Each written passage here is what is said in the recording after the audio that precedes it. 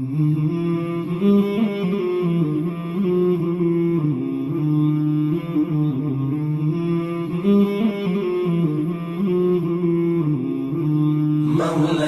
صل وسلم دائما أبدا على حبيبك خير الخلق كلهم.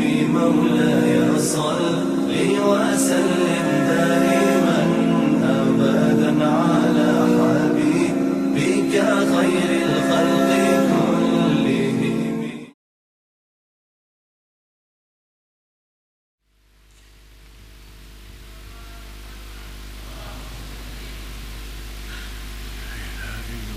محمد رسول الله محمد مشاهد الحبيب.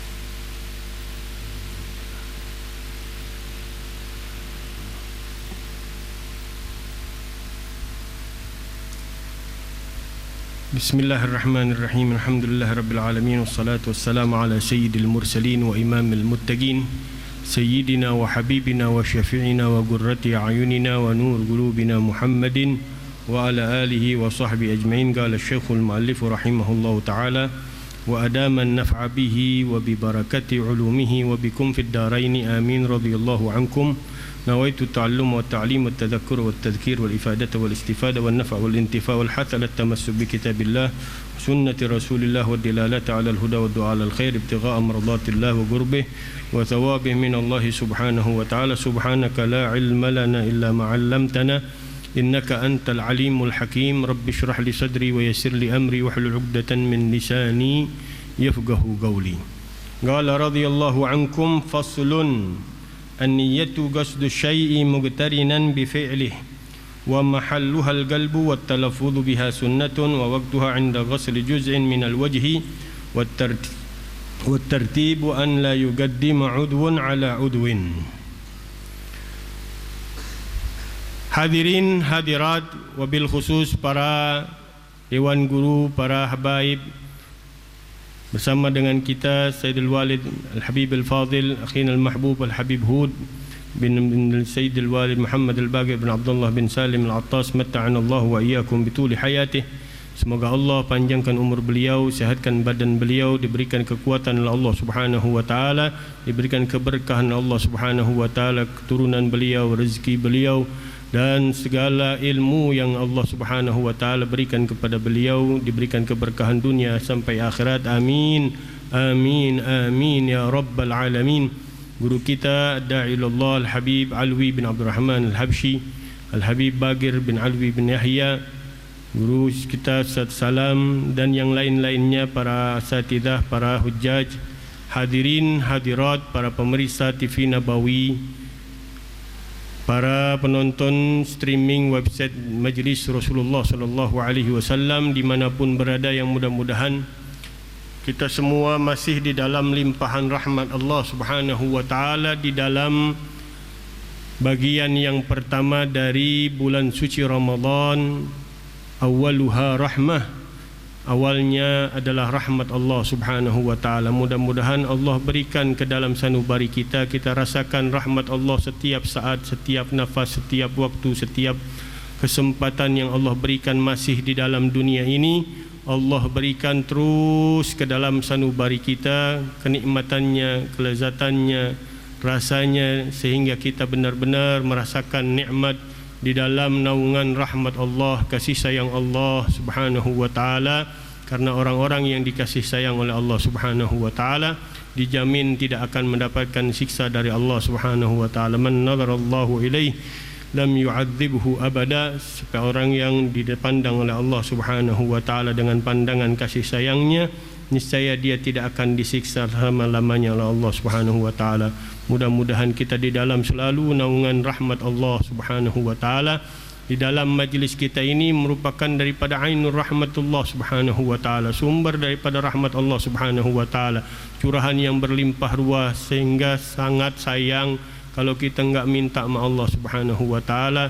diberikan rahmat yang berlimpah ruah untuk kita, keluarga kita, kerabat kita, sanak famili kita, tetangga kita, umat Nabi besar Muhammad sallallahu alaihi wasallam, sehingga berlimpah ruah bagian dari rahmat Allah Subhanahu wa taala.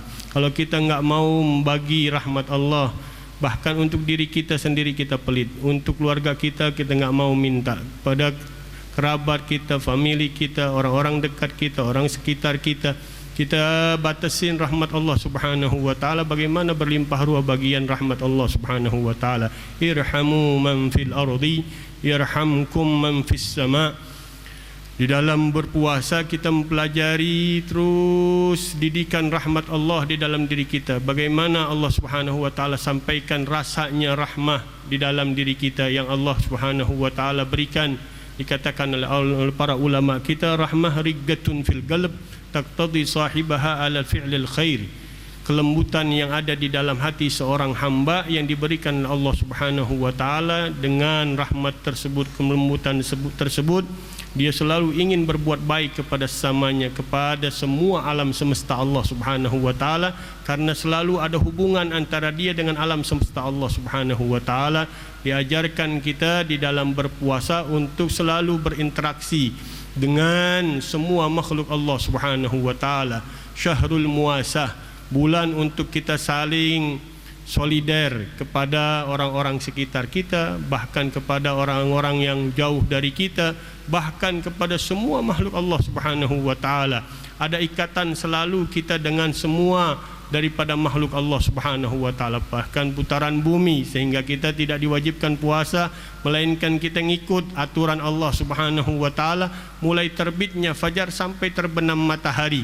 Ada ikatan kita dengan terbitnya matahari, tenggelamnya matahari, perputaran yang dilakukan oleh Allah Subhanahu wa taala di dalam alam semestanya. Kita mempunyai selalu kaitan hubungan dengan makhluk Allah Subhanahu wa taala. Bagaimana hubungan dengan diri kita sendiri dengan Allah Subhanahu wa taala, makna rahmah yang Allah berikan di dalam diri kita untuk kita benar-benar merasakan bagaimana adakah rahmat Allah yang Allah Subhanahu wa taala tuang di dalam sanubari kita, di dalam diri kita, sehingga terjaga dari maksiat-maksiat dengan Allah Subhanahu wa taala. Mempunyai keinginan selalu mendekat, rindu dengan Allah Subhanahu wa taala, keinginan untuk menambah daripada keimanan, menambah dari kecintaan kepada Allah Subhanahu wa taala.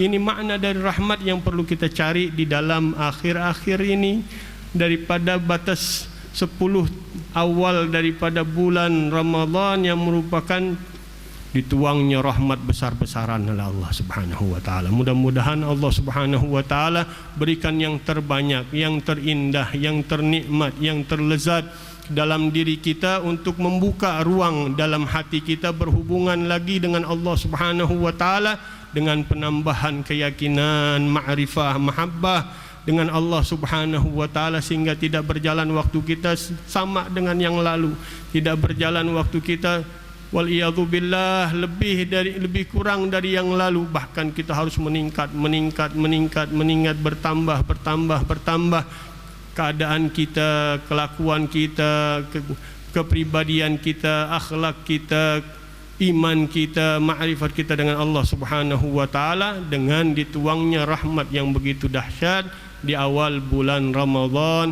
yang mudah-mudahan Allah Subhanahu wa taala jadikan untuk umat Nabi besar Muhammad sallallahu alaihi wasallam dituangnya rahmat Allah Subhanahu wa taala di bulan suci Ramadan, di malam-malamnya, di hari-harinya, di saat-saatnya, di waktu-waktunya, di setiap nafas yang keluar dari umat Nabi besar Muhammad sallallahu alaihi wasallam, bagian yang terbesar. Dan semuanya yang dituang di masa kita, di alam ajal kita, di dalam alam amal kita, yang diberikan oleh Allah Subhanahu wa taala hanya satu yang diturunkan dari rahmatnya Allah Subhanahu wa taala. Dari semua yang kita tahu, dari kasih sayang seorang nabi kepada umatnya, rasul kepada umatnya, seorang ayah ke orang tua kepada anaknya, semua manusia dengan manusia yang lain, malaikat, jin, dan semua makhluk Allah Subhanahu wa taala, selama kita di alam dunia masih satu, kata Allah Subhanahu wa taala. yang kuberikan, yang kuturunkan dari makna rahmat Allah Subhanahu wa taala, sehingga makna rahmat Allah Subhanahu wa taala enggak ada yang bisa tahu kecuali Allah Subhanahu wa taala. Besarnya daripada rahmat Allah Subhanahu wa taala enggak ada yang tahu kecuali Allah Subhanahu wa taala.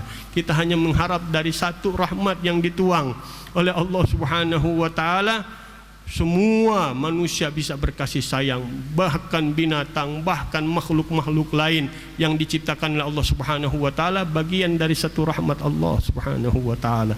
Mudah-mudahan Allah Subhanahu wa taala jadikan kita hamba yang selalu di dalam naungan rahmat Allah Subhanahu wa taala, sehingga terjauhkan kita dari siksa yang kecil dan siksa yang besar nanti waliyadzubillah kalau kita enggak dapetin rahmat Allah Subhanahu wa taala. Untuk membuka daripada hubungan maghfirah yang keduanya, bagian kedua nanti daripada ampunan Allah Subhanahu wa taala. Kita disayang dulu sama Allah Subhanahu wa taala, walaupun manusia tabiatnya salah, tabiatnya berdosa, tabiatnya selalu berbuat khilaf dengan Allah Subhanahu wa taala, tapi kalau kita dalam pandangan rahmat Allah Subhanahu wa taala, Allah enggak bakal abadikan kita di dalam siksaannya. Allah angkat segala kesulitan-kesulitannya untuk menuju pintunya Allah Subhanahu wa taala, pintu taubatnya Allah Subhanahu wa taala, menggapai daripada maghfirah Allah Subhanahu wa taala yang akhirnya masuk ke dalam pembebasan dari Allah Subhanahu wa taala. Kalau Allah sudah pandang di awal, di akhirnya pasti Allah bebasin manusia tersebut daripada murka Allah Subhanahu wa taala. Jadi mudah-mudahan Allah Subhanahu wa taala jadikan semua yang hadir, bahkan yang kita hadirkan di dalam hati kita, yang kita niatkan di dalam sanubari kita, mendapatkan curahan terbesar dari rahmat Allah Subhanahu wa taala, mengerti makna hidup yang diberikan oleh Allah Subhanahu wa taala, hakikatul hayah dari Allah Subhanahu wa taala yang mempunyai ghayah, mempunyai tujuan besar untuk wa ma khalaqtul jinna wal insa illa liya'budun.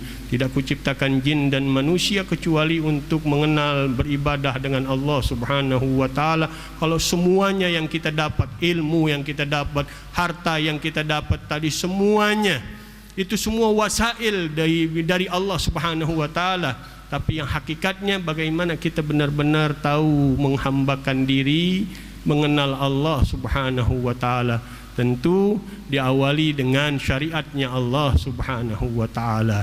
Mizannya, timbangannya adalah syariatnya Allah Subhanahu wa taala, yang kita kemarin sudah bahas di dalam pelajaran kita di dalam kitab Safinatun Najah, dibuka oleh ulama kita Syekh Salim bin Abdullah bin Samair, bab yang pendahulu, yaitu bab taharah, bab bagaimana kita berwudu, bagaimana kita bersuci, yang notabene kita di dalam kesucian diri kita, jasadiah kita, apalagi kesucian batiniah kita, ruhaniyah kita dengan Allah Subhanahu wa taala. Untuk apa? Masuk di dalam hadratullah, yaitu salat. Setiap ibadah yang diwajibkan oleh Allah Subhanahu wa taala, puasa yang kita lakonin sekarang, yang kita jalanin sekarang, yang kita lakukan sekarang, kita ingin masuk ke dalam hadratullah pada hakikatnya. Kita ingin tahu Allah Subhanahu wa taala di dalam kewajiban-kewajiban yang diberikan oleh Allah Subhanahu wa taala. Betapa untungnya manusia ketika melakukan amaliyah yang diwajibkan oleh Allah Subhanahu wa taala, karena Allah enggak pernah ngambil untung dari kita. La liyarbah alaina walakan litarbahu alaih. Allah enggak pernah ngambil untung dari kita, kita yang ngambil untung selalu dari Allah Subhanahu wa taala. Tapi sayang kalau hanya pendahuluan dari Allah Subhanahu wa taala, masih banyak orang yang berantakan, puasanya masih jauh, masih waliyadzubillah melakukan hal-hal yang menjauhkan dia dari rahmat Allah Subhanahu wa taala, masih menutup pintu maghfirahnya Allah Subhanahu wa taala di dalam dirinya. Bahkan mungkin banyak di antara kita umat Islam yang tidak melakukan kewajiban itu dengan Allah Subhanahu wa taala. Waliyadzubillah min dzalik. Betapa jauhnya, betapa sedihnya, betapa mengerikannya kalau dia tahu balasan yang Allah Subhanahu wa taala akan berikan ke dalam dirinya dari siksaan Allah Subhanahu wa taala. Paling tidak jauhnya dia dari Allah Subhanahu wa taala. Minimal enggak ada rasanya dia hubungan dengan Allah Subhanahu wa taala. Dilepas begitu aja sama Allah Subhanahu wa taala di dalam kebutaan. Innahum lafi sakratihim ya'mahun. Di dalam kebutaan terus sakrah, mabuk, dia mabuk, terlena, gelap. Wal iyadzu billah, buta dalam jalan yang diberikan Allah Subhanahu wa taala melalui baginda Rasulullah sallallahu alaihi wasallam yang sudah membentang dengan begitu jelas, begitu gamblang, begitu ringan, begitu bercahaya, begitu indah yang dibawa syariat dari Rasulullah sallallahu alaihi wasallam yang menutup semua syariah-syariah yang telah lalu dari para nabi dan rasul, dan paling sempurna itu syariatnya Rasulullah sallallahu alaihi wasallam. Dengan kita pelajarin bab demi bab dalam syariat Allah Subhanahu wa taala yang diawali oleh para fuqaha selalu dengan bab bersuci, at-taharah, wudu. Kalau kita tahu bagaimana kita akan berhadapan, bagaimana kita akan menghadapkan diri kita, dengan siapa kita akan masuk ke dalam hadrahnya, siapa yang kita akan dapetin. Gak mungkin kita berani kurang ajar, gak mungkin kita berani nolak kanan kiri, gak mungkin kita berani bercanda, berani main-main di dalam berwudu sebelum masuk di dalam salatnya. Kita sering dengar para aulia, para mugarrabin, bagaimana keadaan wudunya dengan Allah Subhanahu wa taala. Belum masuk ke dalam salatnya, masih dalam keadaan wudunya. Karena kadar keadaan orang di dalam salat, kadar keadaan wudunya, dalam keadaan sucinya, mensucikan dirinya dengan Allah Subhanahu wa taala. Kalau di dalam keadaan bersucinya sudah enggak beres, enggak benar, bagaimana dia masuk hadratullah Subhanahu wa taala? Qadru khusyu'ika fis salah, qadru khusyu'ika fil wudu. Kadar kekhusyuan kita di dalam salat, kadar kekhusyuan kita di dalam wudu. Yang kemarin telah kita bahas daripada kewajiban-kewajiban berwudu, dan ingat kemarin ada keserimpet daripada hadis yang saya bawa, yub'atu ummati yaumal qiyamah ghurran. Tapi kemarin karena mungkin lihat waktu cepat-cepat jadi ghurran, jadi ghurlan. Kalau ada yang menelaah di dalam pelajaran yang telah lalu, dia lihat lagi YouTube-nya, dia lihat lagi sarana yang diberikan, dia akan lihat tuh ada kesalahan ucapan ghurlan, tapi maksudnya adalah ghurran muhajjalin min atharil wudu, faman yastati minkum an yutila ghurratahu falyaf'al. Siapa orang yang, kata Rasulullah SAW, dibangkitkan umatku di hari kiamat dalam keadaan bercahaya wajahnya, kedua tangan dan kakinya. Kata Rasulullah SAW, paman yastati minkum, siapa orang yang bisa di antara kalian an yutila ghurratahu, untuk memperpanjang cahaya wajahnya, falyaf'al, maka hendaklah dia kerjakan. Mudah-mudahan kita kelihatan nanti Nabi SAW. Dengan bekas wudhu kita ada cahaya yang melekat di dalam diri kita yang membedakan kita dari umat-umat yang lain. Bukan berarti umat yang lain enggak berwudhu. Kata para ulama, syariat wudhu bukan hanya untuk umat Nabi, tapi keistimewaan ghurrah dan tahjil hanya khusus umatnya Nabi. Jadi sayang kalau enggak diambil tuh. Panjangin daripada basuhan wajah dan basuhan kedua tangan dan kaki, kita lebihin. Bahkan yang orang-orang yang dulu sangkin ingin benar-benar dapetin daripada cahaya yang besar, dia kerurubin dah, kalau kita bilang, dia basahin wajahnya, kepalanya sampai lehernya, dibasahin semuanya agar nanti ada kelebihan, kelihatan daripada cahaya ghurrah yang diberikan Allah Subhanahu wa taala di hari kiamat. Begitu juga tangannya, dia panjangin basuhannya sampai betisnya, ada yang sampai ke dua lututnya, sampai ke otot tangannya, agar kelihatan nanti bisa dibedakan oleh Rasulullah sallallahu alaihi wasallam. Yang paling indah ketika kita dipandang oleh Rasulullah sallallahu alaihi wasallam, ketika kita dilihat, dikenal oleh Rasulullah sallallahu alaihi wasallam. dengan kelebihan cahaya yang membedakan dari umat-umat yang lain. Mudah-mudahan keistimewaan ini Allah jadikan benar-benar keinginan kita untuk mencari terus kehebatan-kehebatan, keistimewaan-keistimewaan yang diberikan oleh Allah Subhanahu wa taala, bonus-bonus yang dibahasakan oleh Habib Muhammad kemarin, bonus-bonus hadiah-hadiah besar yang diberikan untuk umatnya Nabi besar Muhammad sallallahu alaihi wasallam. Jadi kemarin ada kesalahan ucapan dari kata ghurran jadi ghurlan. Ghurran muhajjalin. Ghurran adalah cahaya yang ada di wajah. Muhajjalin at-tahjil, cahaya yang ada di dua tangan dan kaki. Kemudian kita masuk di dalam pembahasan yang kemarin sudah kita bahas tentang niat. Niat yang kemarin di dalam berwudu sudah kita bahas, tapi makna sendiri dari kata niat dikatakan oleh ulama an-niyatu qasdu syai' muqtarinan bi fi'lih. Niat adalah menginginkan sesuatu yang dibarengin dengan kerjaannya, menuju kepada sesuatu yang berbarengan dengan kerjaannya. Itu di dalam mazhab kita Imam Syafi'i. Imam Syafi'i mewajibkan niat itu harus ada di dalam kerjaan setiap amal ibadah kita kecuali puasa. Puasa nggak harus berbarengan. Dari mulai maghrib udah boleh lagi kita berniat puasa. Dari beduk azan, bagian ulama mengatakan walaupun dia belum buka, tapi yang utama setelah buka. Afdalnya setelah buka baru diniat lagi.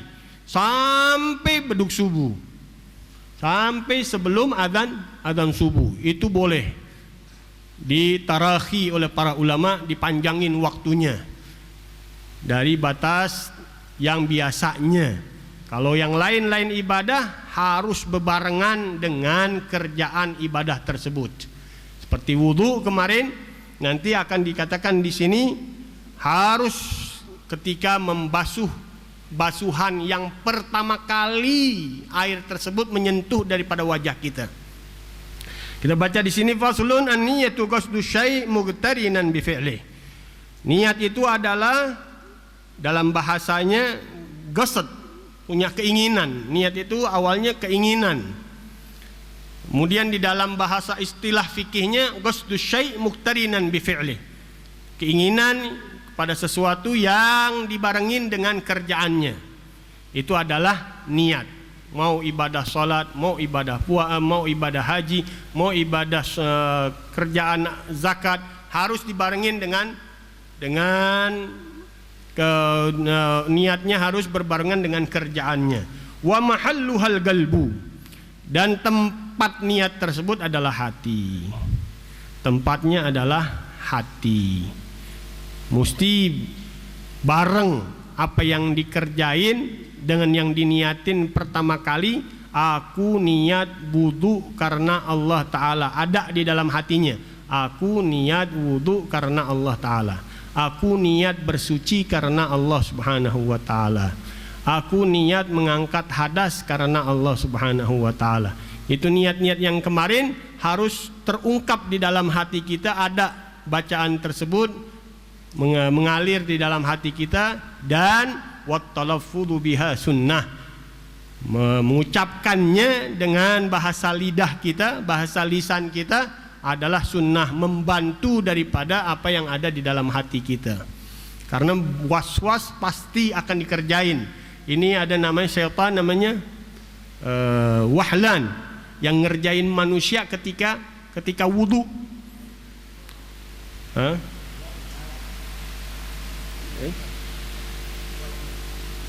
Syaitan namanya walhan ini kerjaannya ganggu manusia dalam keadaan wudu. Jadi kalau nggak dibantu niatnya dengan ucapan, entar dia habis wudu dia, tadi udah niat tapi belum nih, bisa lupa itu. Banyak gak yang begitu sini orang sini? Habis wudu, tadi aneh niat apa kagak? Habis mandi hadas besar, tadi aneh niat apa kagak tuh? Karena apa? Nggak diucapin. Tapi kalau diucapin, diingat tuh lidahnya tadi bergerak. Oh, tadi ada suara yang keluar dari lidahnya, ucapan yang kita baca, yang membantu menguatkan daripada apa yang kita hadirkan dari niat kita di dalam hati. Jadi jangan sampai kita digodain dengan syaitan yang kerjaannya khusus di dalam berwudu, ngerjain manusia untuk merusak daripada wudunya. Wa waqtuha 'inda ghusli juz'in minal wajhi, dan waktunya ketika membasuh wajahnya, bagian dari wajahnya, dari yang afdalnya dari atas atau dari tengah atau dari bawah, terserah. Yang penting air yang pertama kali nyampe ke dalam wajah kita, nyampe ke wajah kita, itu yang harus kita awali niat kita dari situ. I'tibarnya, ibrahnya dari air yang pertama kali nyampe.